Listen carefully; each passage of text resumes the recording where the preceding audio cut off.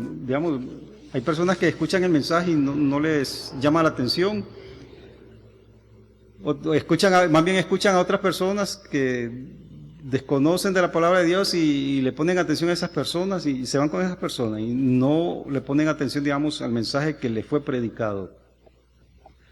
La segunda clase de tierra es la donde hay muchas piedras, pedregosa, dice. Esta simboliza un corazón que oye la palabra y la recibe alegremente, pero todavía le falta entender y aplicarla.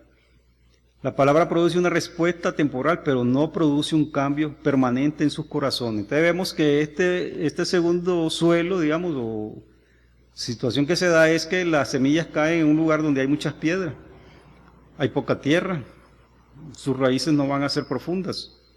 O sea, cuando venga el sol, se van a marchitar, se van a quemar. Vamos a ir un momento a Mateo capítulo 7. Versículos del 16 al 20 dice, y aquí habla de los frutos, dice, guardado de los falsos profetas, que vienen a vosotros con vestidos de lobos, pero por dentro son lobos de rapaces. Bueno, por su fruto los conoceréis. ¿Acaso se recogen uvas de los espinos o higos de los abrojos? Así todo buen árbol da buenos frutos, pero el árbol malo da frutos malos. No puede el buen árbol dar malos frutos, ni el árbol malo dar frutos buenos. Todo árbol que no da buen fruto es cortado y echado en el fuego. Así que por su fruto los conoceréis. Aquí está hablando ahora de los falsos profetas. Pero en Lucas 6, Lucas capítulo 6, versículo 43, como que es más personal el asunto, dice, Lucas capítulo 6, versículos 43, dice, no es buen árbol el que da malos frutos, ni árbol malo el que da buen fruto. Porque cada árbol se conoce por su fruto, pues no se cosechan higos de los espinos, ni de las zarzas se vendimian uvas. El hombre bueno, del buen tesoro, oiga bien, el hombre bueno, del buen tesoro de su corazón saca lo bueno, y el hombre malo, del mal tesoro de su corazón saca lo malo. Porque de la abundancia del corazón habla la boca.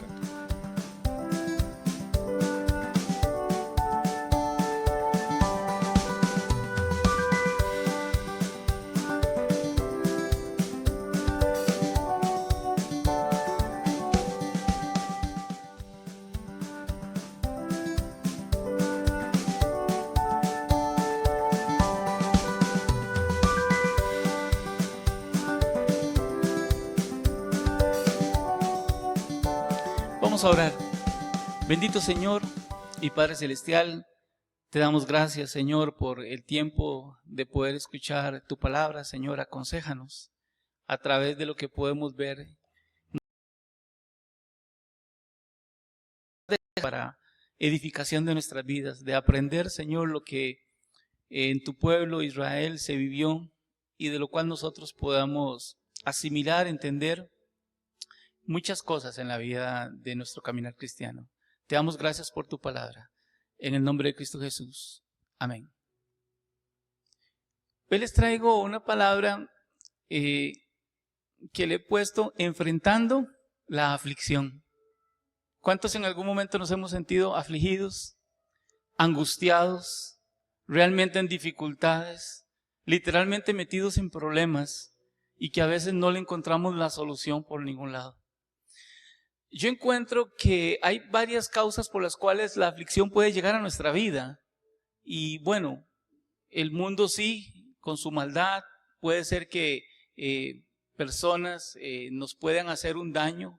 Hoy por hoy vemos que hay mucha aflicción en muchos barrios, en muchos caseríos, ¿verdad? Por tanta delincuencia, por todo esto. Indirectamente podemos ser objeto de un daño, ¿verdad?, físico o material que nos angustia, que nos aflige. Pero siempre sobre esa misma línea, cuando somos creyentes, ¿verdad?, como que aún así, esas mismas personas pueden inclusive ensañarse con uno, y pueden esas personas, solo por el hecho que saben que usted da testimonio de Jesucristo, o saben que es cristiano, que hace usted en iglesia, que tiene una vida devocional hacia Dios. Solo por eso también somos objeto muchas veces de opresión, ¿verdad? De persecución, y también eso puede traer aflicción. Pero hoy les quiero hablar del tipo de aflicción que es causa de nuestras propias decisiones. Es cuando en el caminar de Dios dice vayan por acá y nosotros ¿qué hacemos? Cogemos para allá. Y entonces sencillamente nos llenamos de dificultades, nos llenamos de problemas. Y hoy vamos a leer, busquen por favor en el libro de Ruth, en el primer capítulo, en el versículo número 1. Voy a leer una porción y vamos a estudiar prácticamente casi que toda la parte del libro de Ruth hasta donde nos dé tiempo. Porque Ruth es una mujer que quedó inscrita en la Biblia y Dios tenía un propósito con esta mujer. Pero como decíamos al inicio cuando leíamos el versículo de este día, ella ni siquiera era judía, no pertenecía a la casa de Israel y era moabita, era de una tierra pagana. Pero el testimonio de esta mujer, la cual sufrió bastante, junto con su suegra Noemí. Entonces vamos a leer ahí, yo leo para ustedes Ruth capítulo 1, verso 1, dice: aconteció en los días que gobernaban los jueces, que hubo hambre en la tierra, y un varón de Belén de Judá fue a morar en los campos de Moab, él y su mujer y sus 2 hijos suyos. El nombre de aquel varón era Elimelec, y el de su mujer Noemí, y el de los nombres de sus hijos eran Malón y Kelión, efrateos de Belén de Judá. Llegaron pues a los campos de Moab y se quedaron allí. Y murió Elimelec, marido de Noemí, y quedó ella con sus 2 hijos, los cuales tomaron para sí mujeres moabitas. El nombre de una era Orfa y el nombre de la otra Ruth. Y habitaron allí unos 10 años, y murieron también los 2, Malón y Kelión, quedando así la mujer desamparada de sus 2 hijos y de su marido. Entonces se levantó con sus 2 nueras y regresó de los campos de Moab, porque oyó que en el campo de Moab que Jehová había visitado su pueblo para darles pan. Salió pues del lugar donde había estado y con ella sus 2 nueras y comenzaron a caminar para volverse a la tierra de Judá. Y Noemí dijo a sus 2 nueras: andad, volveos cada una a la casa de su madre. Jehová haga con vosotras misericordia, como la habéis hecho con los muertos y conmigo. Os conceda Jehová que halléis descanso, cada una en casa de su marido. Luego las besó, y ellas alzaron su voz y lloraron. Y le dijeron: ciertamente nosotras iremos contigo a tu pueblo. Y Noemí respondió: volveos, hijas mías, ¿para qué habéis de ir conmigo? ¿Tengo yo más hijos en el vientre que puedan ser vuestros maridos? Volveos, hijas mías, e idos, porque yo soy vieja para tener marido. Y aunque dijese esperanza tengo, y esta noche estuviese con marido, y aún diese a luz hijos, ¿habías vosotros esperarlos hasta que fuesen grandes?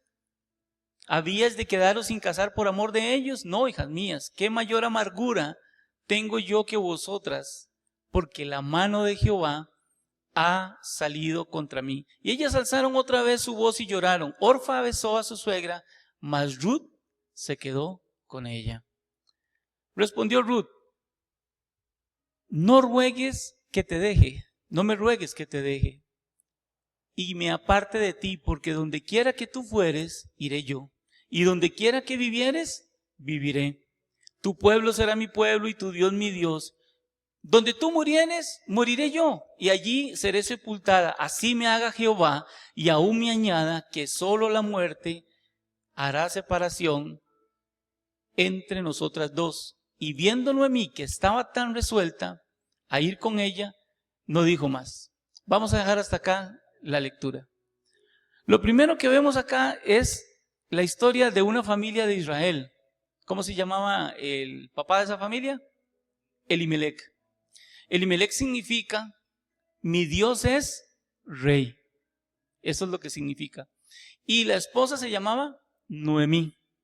Noemí, la traducción de ese nombre es placentera o de mi agrado. Eso es lo que significa Noemí. Los dos hijos que tuvo Elimelec, Malón y Quelión, también tienen significado esos nombres. ¿Y por qué me estoy deteniendo con estos nombres? Bueno, bíblicamente los nombres siempre tienen una razón de ser, una explicación, ¿verdad? Como que forma parte el nombre con la personalidad. Bueno, tenemos a Moisés, sacado de las aguas, a Jesús o Emmanuel, Dios con nosotros, ¿verdad? Bueno, por eso es que es importante ponerle atención. Malón y Quelión, pues simplemente significaban derribado o débil, y Malón significaba enfermo. Esta historia empieza con una gran tragedia. Empieza en aflicción esta familia. Lo primero que dice es que en el contexto de lo que está sucediendo fue en la época de los jueces. Ahora hablábamos del periodo, ¿verdad? Después de Moisés, el gran libertador, y de Josué, el sucesor, porque así lo hizo el Señor. Él fue el conquistador. Pero después que se murió esa generación, vino un periodo aproximadamente tal vez de unos 400 años en los que no había rey en ese tiempo. El primer rey todos sabemos que fue Saúl, pero fue mucho tiempo después. Y dice la Biblia que en esos tiempos cada quien hacía lo que bien le parecía, porque no había liderazgo.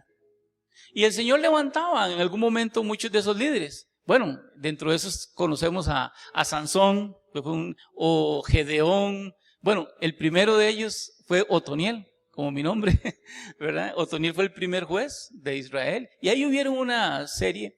Y el Señor lo que hacía es que cuando venía tiempos de dificultad, Él levantaba como un campeón, levantaba a un hombre o una mujer y rescataba al pueblo. ¿De quiénes? De los pueblos que se suponía que tenían que haber sacado de la tierra que Dios les había dado y que ellos habían desobedecido. Y no lo hicieron. Ahora, en el contexto es que dice que había hambre en la tierra de Israel. Todos entendemos que cuando los cielos se cierran o no habían lluvias o había hambre, es porque el Señor definitivamente en su pueblo había alguna circunstancia por la cual tenía que ser restaurado. En el contexto no entendemos por qué Elimelec toma la decisión. Ya él venía con su hijo enfermo, ¿verdad? Venía en una circunstancia y él toma la decisión de irse a los campos de Moab. Aquí lo vemos en el verso 1. Y se llevó a toda la familia. Gran error. ¿Por qué? Porque Moab no era una tierra, ni siquiera pertenecía a ninguna de la distribución de tierras que había hecho el Señor para las 12 tribus de Israel. Moab quedaba en la parte baja, al lado del este, en la parte baja del Mar Muerto, mientras que Belén quedaba en la parte superior hacia el oeste. Ahí estaba la ciudad de Belén, de donde ellos eran. Vamos con los nombres. ¿Qué significa Belén? ¿Alguno sabe qué significa Belén? Casa de pan. Pero ¿cómo puede ser eso que en la casa de pan? Bueno, yo no sé por qué, ¿verdad? Así se nombró Belén, casa de pan. Me imagino que en cada esquina había una buena panadería, ¿verdad? Toda la ciudad era casa de pan. Y en la casa de pan no había pan. No había pan en la casa de pan. Entonces Elimelec toma la decisión de decir, voy a dejar la herencia que he recibido de Jehová. Oiga, dejó sus tierras, dejó sus parcelas, dejó sus cultivos y dijo, me es más importante para mí migrar. Y toma ya por sí la decisión de abandonar lo que Dios había puesto en mano de ellos y de no esperar ni clamar a Jehová como era lo que tenía que hacer, que Él es el sustentador de ellos. Toma la decisión de irse a Moab. Lo peor. La Biblia nos enseña que la gente de Moab hacía guerra contra Israel. El mismo rey de Moab, en otras partes, vemos que pidió a Balaam en una parte maldecir al pueblo de Israel. Es decir, es un territorio enemigo.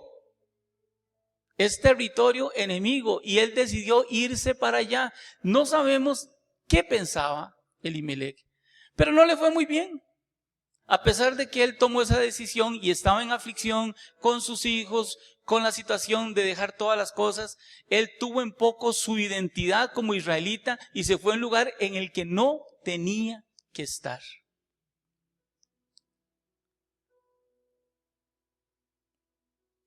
Qué terrible, ¿verdad? Cuando tomamos decisiones, y aquí es la aplicación de nuestra vida, malas decisiones nos pueden llevar a entrar en un círculo donde podemos ver que nuestra situación, en lugar de mejorar, puede empeorar.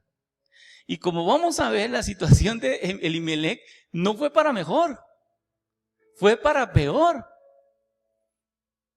Vean lo que dice Deuteronomio 7, del 1 al 3. Cuando Jehová tu Dios te haya introducido en la tierra, en la cual entrarás para tomarla, y haya echado delante de ti a muchas naciones, al Eteo, al Jereseo, al Amorreo, al Cananeo, al Fereceo, al Heveo y al Jebuseo, 7 naciones mayores y más poderosas que tú. Está hablando el Señor a los israelitas. Y Jehová tu Dios las haya entregado delante de ti y las hayas derrotado, las destruirás parcialmente, del todo. Las destruirás del todo. No harás con ellas, ¿qué dice? Alianza, gracias. Ni tendrás de ellas misericordia. Vea lo que dice el verso 3. Y no emparentarás con ellas. No darás tu hija a su hijo, ni tomarás su hija para tu hijo. ¿Qué parte de esto no entendieron la familia de Elimelec? ¿Qué parte de lo que el Señor les había dicho que no tenían que hacer? Él, en su pensamiento, pudo más la congoja, la aflicción, probablemente esa hambre, pero no volvió a ver a quien tenía que ver. Volvió a ver hacia lo equivocado y pensó, no, en la casa de Moab probablemente me vaya a ir mejor. Nosotros como cristianos podemos correr el mismo riesgo de equivocarnos de esa manera tan mal como le ocurrió a Elimelec. Porque nosotros no estamos exentos. Muchas veces sí tenemos dificultades, circunstancias difíciles que enfrentar, y en lugar de recurrir al único que nos puede solucionar, empezamos a buscar soluciones en donde no las vamos a encontrar definitivamente, pero nosotros vamos ahí. Eso le pasó a Elimelec.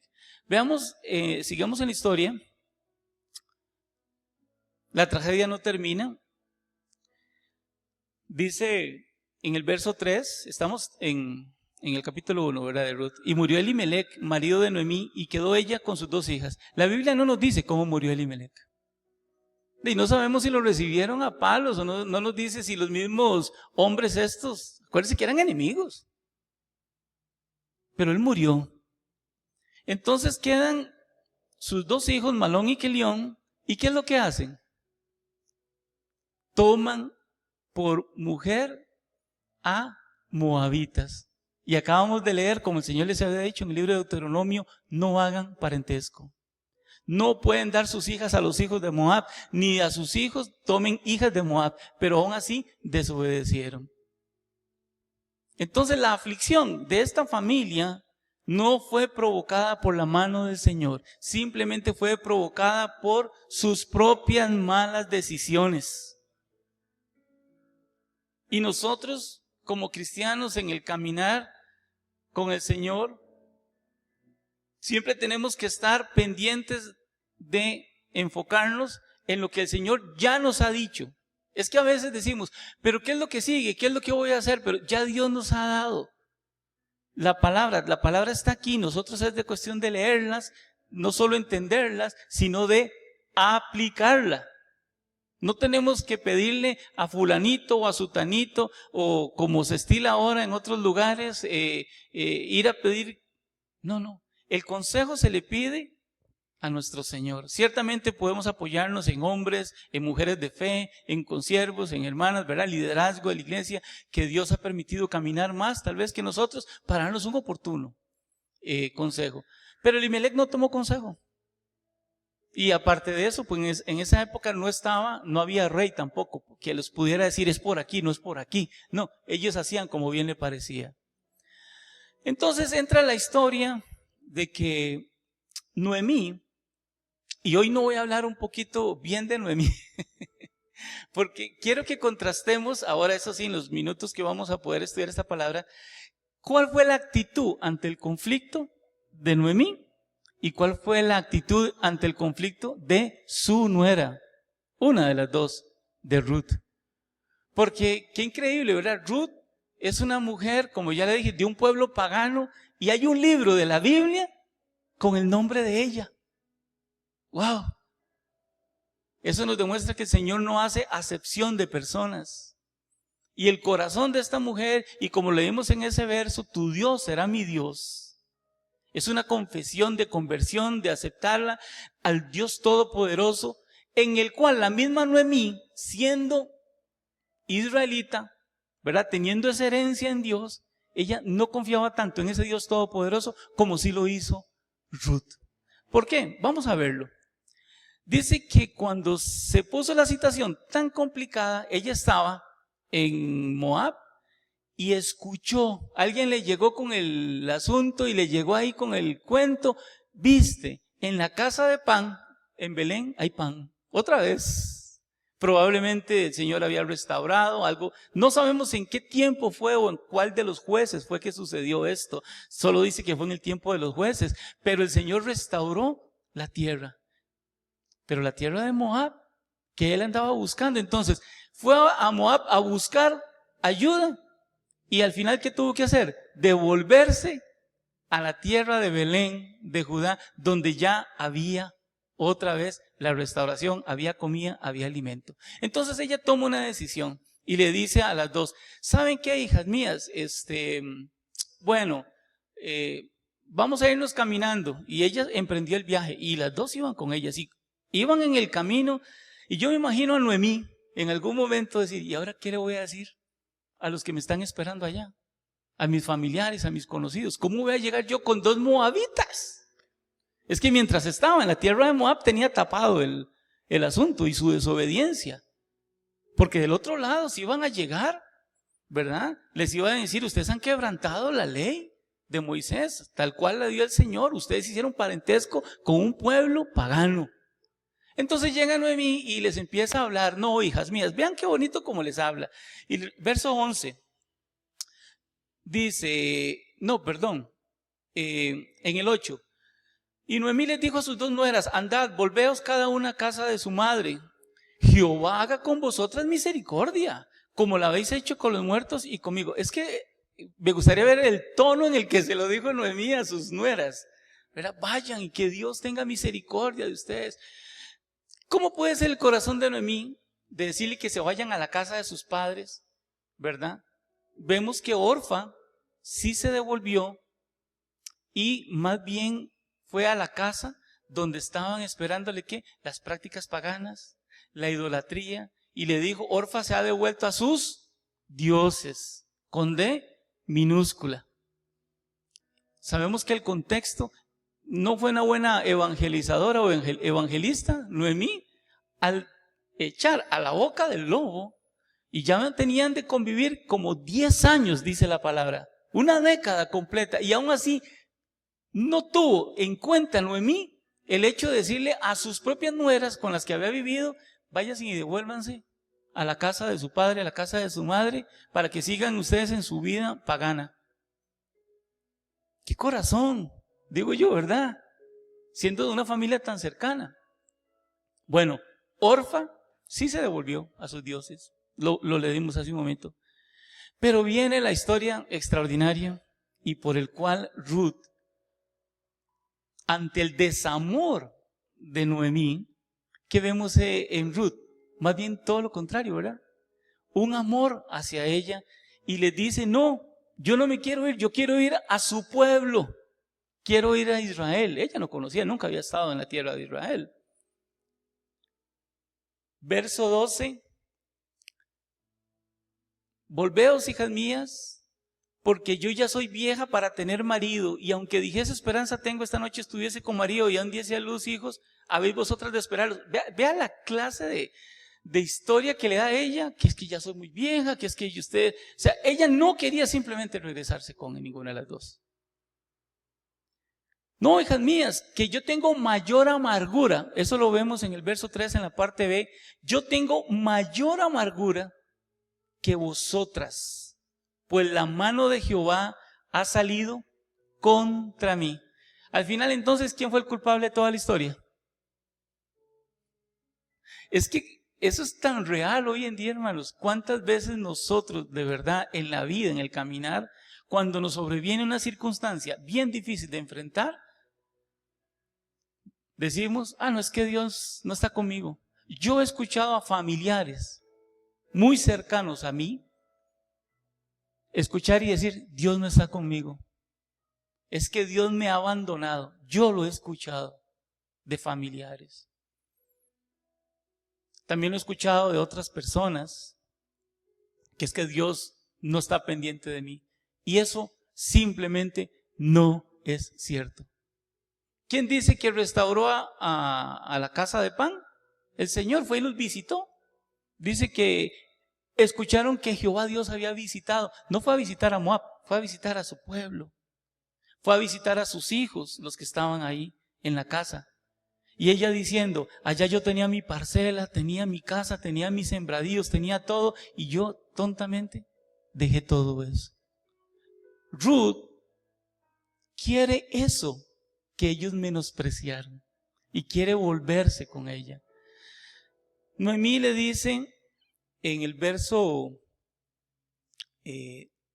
16, no me ruegues que te deje y que me aparte de ti, porque donde quiera que tú fueres, iré yo, y donde quiera que vivieres, viviré.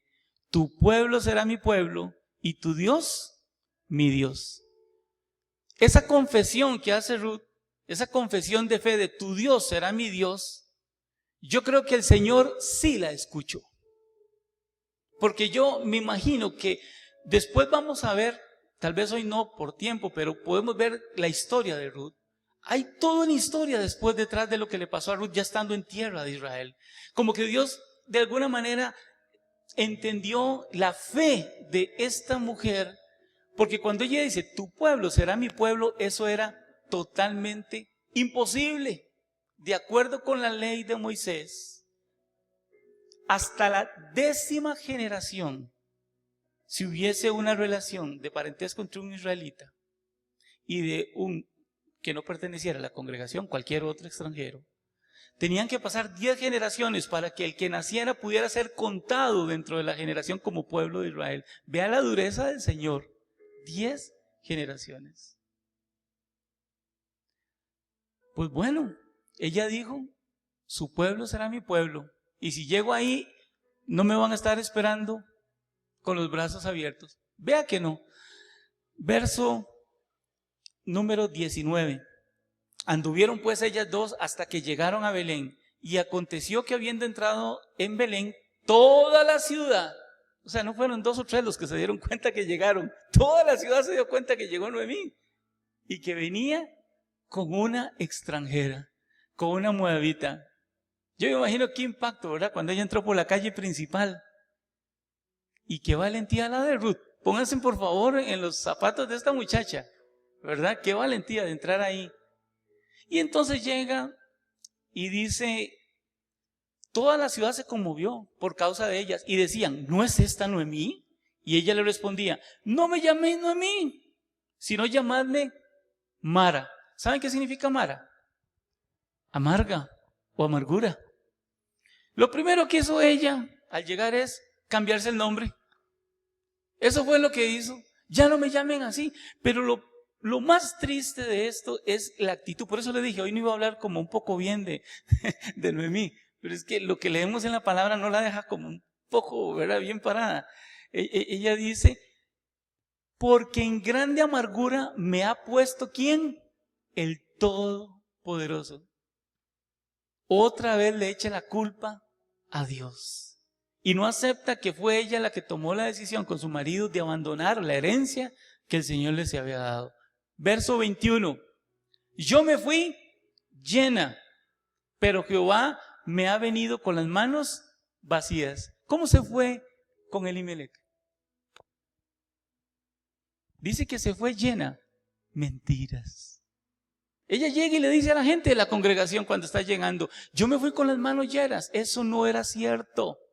Recuerda que ellos salieron en hambruna, salieron en necesidad, salieron en aflicción, salieron con los hijos enfermos. Sigue añadiéndole una actitud negativa. El Todopoderoso me ha afligido. No aceptaba realmente que todos los problemas que le habían ocurrido a ella durante sus últimos 10 años se los habían causado ellas mismas, su propia familia, en su desobediencia. Y a la desobediencia le agregaron más, porque se emparentaron con gente que el Señor les había dicho, no lo hagan. Pero aquí vemos la misericordia de Dios al ver que esta muchacha se regresó, sí, por amor por su suegra Noemí, pero ella ya había tenido esa conversión, ese desarrollo en su corazón de decir, ¿sabes qué, Noemí? Tu Dios, Jehová Dios, ahora es mi Dios. Y todo lo que usted me enseñó acerca de ese Dios, yo lo creo, yo lo acepto, yo lo sirvo. Tiene una actitud diferente ante la aflicción. Podemos ver a una Noemí negándose, echándole la culpa de todo a Dios, y vemos a una Ruth cobijándose bajo la poderosa mano de Dios, porque ella dijo, voy a ver qué pasa. Capítulo 2, verso 2. Y Ruth la moabita dijo a Noemí, te ruego que me dejes ir al campo y recogeré espigas en pos de aquel a cuyos ojos hallare gracia. Y ella le respondió, ve, hija mía.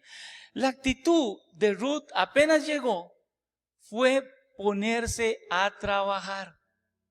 ¿Para qué? Para ayudar a su suegra. Miren, hermanos, aunque nosotros estemos en aflicción, aunque tengamos muchos problemas o estemos en dificultad, eso no nos limita de tener un corazón por ayudar a otros, poder ayudar a su prójimo. Ella pudo llegar ahí y decir, no, hey, estoy en tierra extraña. No, se fue sabiendo que podía ser agredida inclusive como extranjera en este lugar.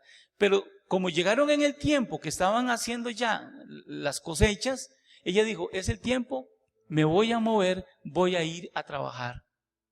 Noemí se quedó en su casa. Verso 3 del capítulo 2. Fue pues, y llegando espigó en el campo en pos de los segadores, y aconteció que aquella parte del campo era de Booz, el cual era familia de Elimelec. ¡Ah, qué coincidencia! Por eso yo dije, en Dios no hay coincidencias. Como que de todos los campos al que llegó al campo del varón que podía perfectamente redimir a la familia de Elimelec. Y vamos a ver un poquito qué significa eso de redimir a la familia de Elimelec. Vamos a buscar, por favor, vamos a ver aquí, Levítico 19, 9. Vean, antes de que existiera el IMAS y antes de que existiera todas estas organizaciones sociales, ¿se acuerda que una vez hablamos de que Dios cuando hace las leyes y cuando hizo, era para nuestro bienestar? ¿Verdad? El hombre hace leyes y hace costumbres para más bien oprimir al hombre, ¿verdad? Y crean leyes de costumbres y eso es para poner carga sobre los hombros de otros hermanos. Pero Dios, la ley que da siempre fue una ley para nuestro beneficio, para manejarnos ética, moralmente y tener una vida agradable delante de Él. Vea este pasaje, qué bonito, hermanos. Estamos en Levítico 19, versos 9 a 10. Dice, cuando ciegues la mies de la tierra, no segarás hasta el último rincón de ella. Es decir, no vamos a agarrar todo lo que creció. No vamos a ir de buchones a agarrar y arrasar todo. Él dice, no lo hagas. Pero vea, no espigarás tu tierra segada, no rebuscarás tu viña, ni recogerás el fruto caído de la viña. Vea qué ordenanza más importante. Cuando uno va y recoge semillas o café o cualquier de las cosas en un sembradío, hay cosas que se caen, ¿verdad? Se riegan y todo. Ellos estaban recogiendo grano, la cebada, ¿verdad? Y después el trigo y toda, habían épocas, ¿verdad? Según pude leer ahí, era como el mes de mayo la siega de la cebada. Y el Señor le dijo, en la parte B del verso 10, no recojas lo que se caiga. Para el pobre, ¿y para quién? Para el extranjero lo dejarás.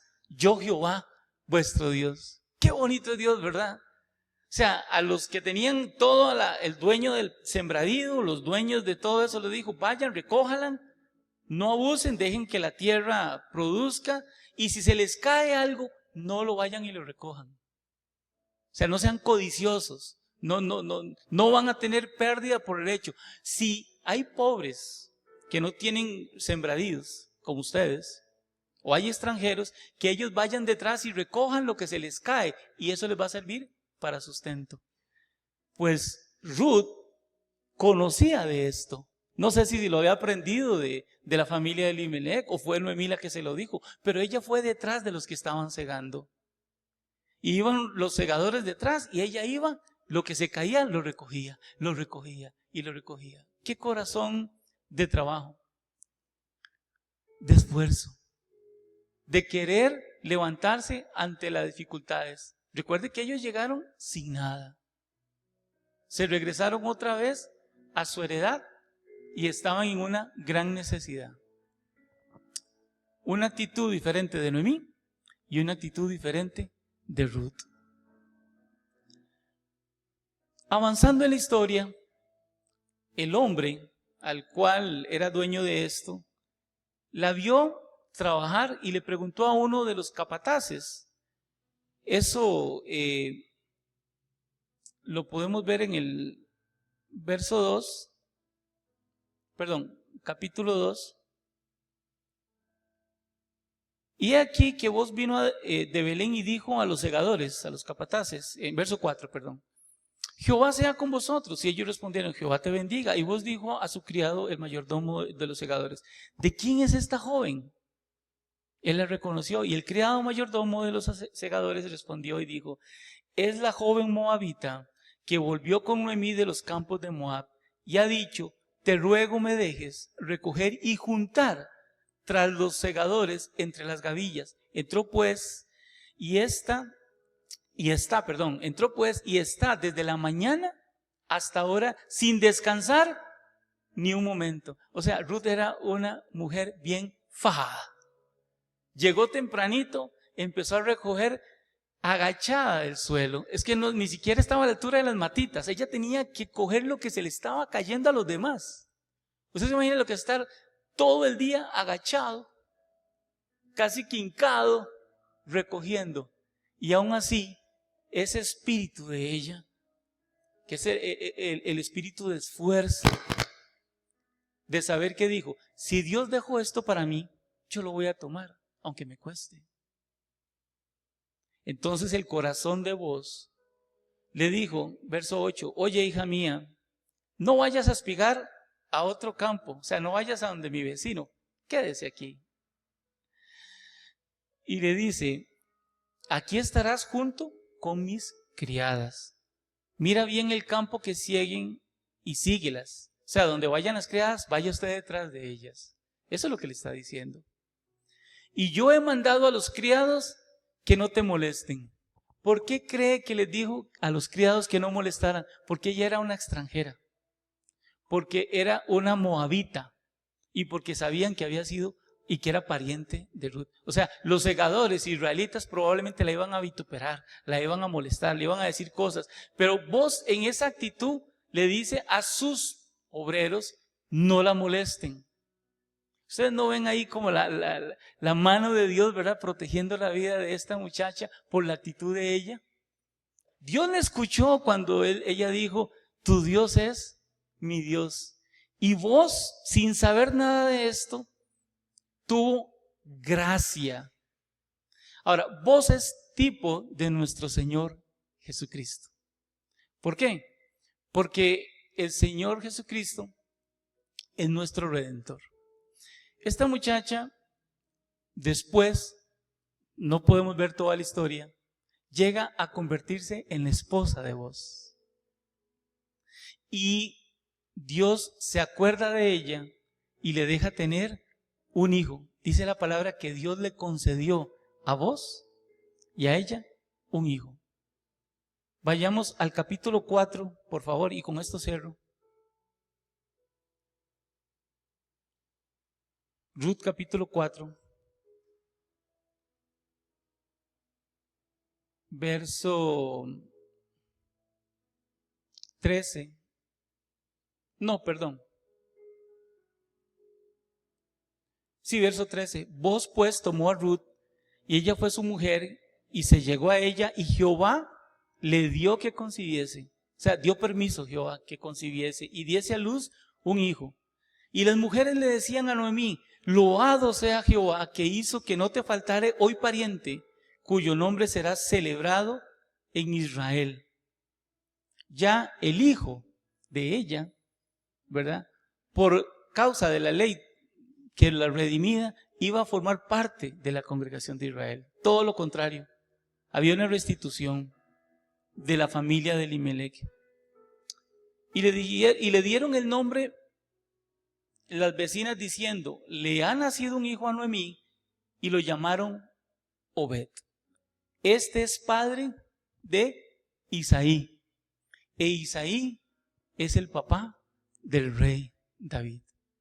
Qué historia más bonita, ¿verdad? Que en la genealogía de nuestro Señor Jesucristo, Dios permitió que Obed fue injertado dentro de esa descendencia de una mujer que no conocía al Señor y que decididamente lo buscó, le creyó, permitió. Ustedes pueden leer los 4 capítulos de Ruth, es una historia increíble de todo lo que tuvo que pasar para que ella pudiera convertirse en esposa de vos, pero al final el plan de Dios se cumplió. Y Obed llegó a ser el abuelo, ¿verdad?, de David, porque fue el papá de Isaí, que a su vez fue el papá del rey David. Qué bonita historia. Y de la aflicción de una mujer, de 2 mujeres realmente, de Noemí y de Ruth, y cómo la enfrentó una y cómo la enfrentó la otra. Vamos a orar. Dios, gracias por este tiempo. Te damos gracias por tu palabra. Señor, entendemos que en los tiempos de aflicción, en los tiempos de angustia, no tenemos que ir a buscar las cosas fuera de ti. Ni en ningún lugar fuera de ti vamos a hallar, Señor, ese pronto auxilio solamente delante de tu trono de gracia. Te damos gracias por esta palabra que nos enseña que no importa de dónde vengamos,